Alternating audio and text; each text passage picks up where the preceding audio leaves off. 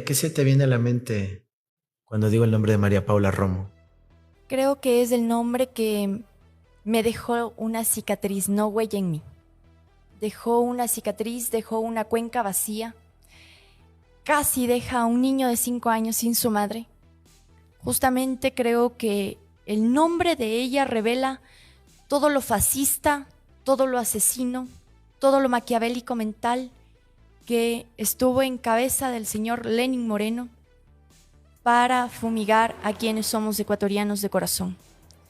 Lastimosamente la pudimos censurar, la pudimos sacar de su cargo, pero con 104 votos de la Asamblea. Y ni siquiera por cargos de asesinato o de mutilación. A ella le sacamos por bombas lacrimógenas caducadas. Justamente desde allí se ve el fascismo de la Asamblea actual, en que les duele más una bomba caducada que un ojo menos. Les duele más que el patrimonio histórico del centro de Quito haya tenido algunos roces o algunas piedras menos, pero no les duele las miles de muertes que hubo, incluido nuestro compañero Marco Otto, quien fue abatido de forma brutal por parte de la policía y agonizante fue botado desde un puente. Y María Paula, ¿qué es lo que dijo? Porque era un criminal, porque era un delincuente y que era aparte pirómano que quemó el UPC de la 24 de mayo, era justa su muerte. Justamente en nuestra Constitución, conformada en el 2008, ninguno de sus artículos, ninguno de sus incisos dice que nosotros tenemos pena de muerte como país. Como una persona y que se llamaba feminista y defensora de los derechos humanos pudo haber tenido esa mente criminal. Desde allí vemos que no son los títulos los que nos amparan, sino la forma de actuar. David, quería hacerte algunas preguntitas. Primero, si nos das una lectura tuya sobre la que fue la lucha de octubre, un contexto más amplio. ¿Cuál fue el rol de Quito y los quiteños en esa protesta? Gracias, Andrés, por invitarme. Además, hablar de este tema que es tan sensible y que está olvidado, ¿no? Una de las cosas que a mí me llamó más la atención del debate en que era todos contra vos fue aquello de que no se tope el tema de octubre, ni por asomo. Sabemos por qué, ¿no? Los comisionados son lo que hicieron las preguntas, son lo que son, y me parece que ese es un tema central del debate político, sobre todo en esta transición hacia la posibilidad de un nuevo gobierno. Me parece, te felicito por haber tomado el tema para tratarlo acá. A ver, mi lectura es, lo voy a poner de esta manera, ¿no? O sea, tienes dos posibilidades de la democracia en las sociedades contemporáneas y más aún en sociedades como las nuestras, como la del Ecuador. La democracia formal, que en la medida en que se va ampliando permite que haya más representación, más inclusión, etcétera, que eso es excepcional, eso no suele ocurrir en América Latina con frecuencia.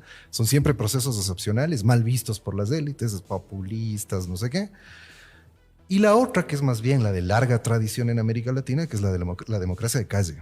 Es decir, cuando el pueblo, al ver cerradas las posibilidades de la democracia, enclaustradas en las élites y las camarillas, decide salir a la calle a reclamar democracia. Lo de octubre fue eso, ¿no? Fue una insurrección popular como no habíamos visto en este país en muchísimo tiempo. O sea, al nivel de los levantamientos indígenas de los años 90 y de las huelgas obreras de los 80.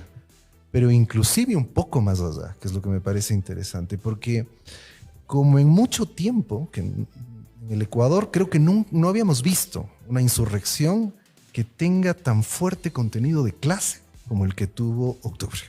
No casi podía tocar con las manos el contenido de clase de esa protesta. Había claramente un sentido de hay unas élites que nos han robado la democracia, que nos están destruyendo las cuestiones más elementales de la vida y hay que salir a la calle a protestar y a jugarse la vida, como le pasó a varias gente como a Yajaira que está aquí presente, ¿no? Entonces, una protesta muy combativa con muchas particularidades. El propio gobierno daba cifras de que alrededor de 450,000 personas se salieron a la calle. Cifras del gobierno, que ya sabemos que hay que multiplicarles por 3 por lo menos para que sean las cifras reales. Entonces, eso significa que estamos hablando fácilmente de la más grande movilización que el Ecuador ha tenido en los últimos 20 años. Y sobre lo de Quito que preguntabas, ahí yo digo, me parece que hay dos caras de lo que ocurrió en Quito, ¿no? Por un lado, esto que esa es una novedad, o sea, ni en los levantamientos indígenas de los 90, ni en las huelgas obreras de los 80 vimos eso. El levantamiento de los barrios de Quito el día sábado, el día anterior a la negociación de la CONAIE con el gobierno. Esto es inédito. O sea, yo creo que varios de los analistas, quienes conocen historia, etcétera, no lo habían visto. Yo no lo había visto. Yo ya no soy tan joven y he estado en casi todas las protestas en la calle. Y nunca vi a los barrios populares, porque esa es la otra cosa. Los barrios populares con una identidad muy fuerte de clase, saliendo a tomar las calles y a exigir la salida de Moreno, pero no solo la salida de Moreno, es decir, la lectura que después hace el gobierno y lamentablemente a mi modo de ver también la CONAIE es equivocada del medio a la mitad, o sea, la idea de que la gente salió a protestar solo por el subsidio a los combustibles. O sea, por favor, la gente estaba protestando porque se vaya Moreno y sobre todo, lo digo además, lo subrayo, sobre todo en contra del modelo neoliberal y de las políticas del Fondo Monetario Internacional, por las que además nadie votó. O sea, por eso la gente estaba en la calle tan combativa además. Y creo que hay que subrayarlo, como lo decía hace un momento, precisamente porque como todos sabemos, vos más que nadie, Andrés, en este momento, o sea, el peor homenaje que le pueden hacer a las víctimas de octubre es que en este momento, a 3 meses de irse del gobierno, estén tratando de privatizar el Banco Central, privatizar el patrimonio público, vender todo lo que pueden. Es el peor homenaje a las víctimas de octubre. Esa desmemoria en la que el gobierno y sus aliados le han metido al país es terrible por eso. Es porque nos están haciendo olvidar el sentido fundamental de la insurrección. Y bueno, y creo que el otro lado, que también es lamentable y preocupante para todos nosotros, fue en cambio los barrios de clase media alta saliendo armados con el eslogan de vamos a matar indios, así literalmente, porque sentían que estaba amenazando sus privilegios que este gobierno representa con tanta fuerza, digámoslo así. Entonces me parece que hay esas dos caras y creo que eso es preocupante porque me parece que es un poco lo que refleja cómo está la sociedad también, ¿no? Y creo que ahí esa fisura que es difícil de resolver, digamos, es una cosa que está presente hasta ahora y va a ser uno de los temas fundamentales para el gobierno futuro, además, y para la política en el Ecuador de aquí en mucho tiempo más. Es interesante porque algunas conversaciones que tengo en el marco de la campaña, la gente habla de la división o supuesta división causada por el discurso de Rafael Correa. Y es como que octubre, las medidas neoliberales, las políticas represivas, la destrucción de un Estado social no hayan existido. Como que octubre no ocurrió. Es como que quieren borrarlo de la memoria, del registro histórico. ¿Cómo ves tú el rol de los medios de comunicación, Daniel? Por ejemplo, episodios como la censura a los medios de comunicación nacionales e internacionales en territorio ecuatoriano. Para mí, un paradigma de todo lo que ocurrió en esa época fue el cacerolazo y cómo fue concebido. Bueno, muchas gracias por la invitación, Andrés. Siempre es un gusto estos espacios, sobre todo de memoria histórica y de reflexión. Pienso que lo de octubre no debe quedar en el olvido, como ha sido el relato de este régimen fascista, como bien mencionaba nuestra compañera, a través de estos líderes de opinión que todos conocen, que una vez analizando al detalle sus propuestas discursivas se les cae la careta. Y es como tú mencionabas, cuando habían estos cacerolazos, el discurso era que era a favor del gobierno, cuando en realidad las personas que estuvimos palpando incluso del lado de la ciudadanía, chupando gas, esquivando balas, pudimos medir esta insurrección popular, esta insurrección de los humildes, y la gente pedía a través de estos cacerolazos justicia, que se derogue esta medida neoliberal, este modelo que no fue votado en las elecciones de 2017, al contrario, era una continuidad de un gobierno progresista.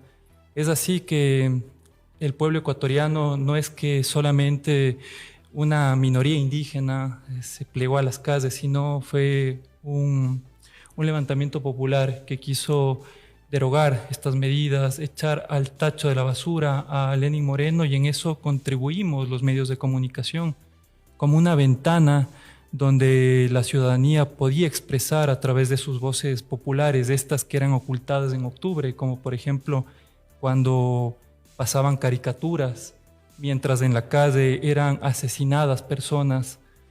y otros relatos más que se imponían en la esfera pública, pero los medios de comunicación alternativos, populares, estuvimos ahí justamente para dar voz y testimonio en tiempos difíciles, como diría el gran Rodolfo Walsh.